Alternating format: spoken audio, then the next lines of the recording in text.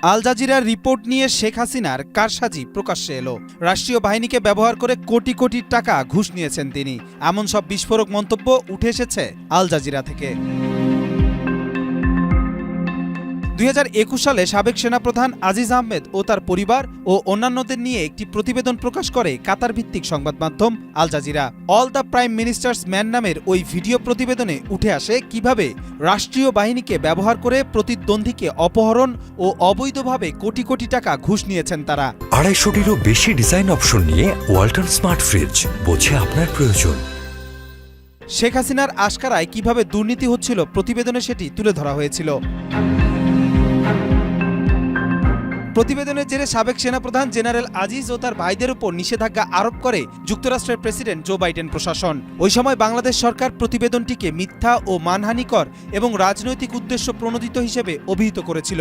রাষ্ট্রীয় এই দুর্নীতি ও কুকীর্তি ফাঁসের পর এটি লুকাতে ব্যস্ত হয়ে পড়েন সাবেক প্রধানমন্ত্রী শেখ হাসিনা। আল জাজিরার বিরুদ্ধে মামলা করতে ব্রিটিশ ব্যারিস্টার ডেসমন্ড ব্রাউনির সঙ্গে যোগাযোগ করেছিল লন্ডনে নিযুক্ত বাংলাদেশ হাইকমিশন।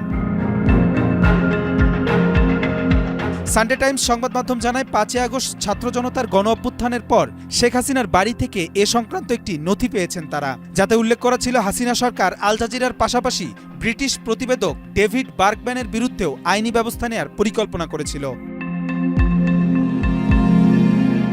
নথিতে আরও পাওয়া যায়, বার্গম্যানের বিরুদ্ধে বাংলাদেশের কর্মকর্তারা একাধিক মিথ্যা তথ্য দিয়েছিলেন এবং একটা সময় তাকে আটক করার পরিকল্পনা করেন তারা। কিন্তু পরবর্তীতে মত পাল্টে আল জাজিরা ও বার্গম্যানের বিরুদ্ধে মানহানির মামলা নিয়ে আলোচনা হয় তাদের।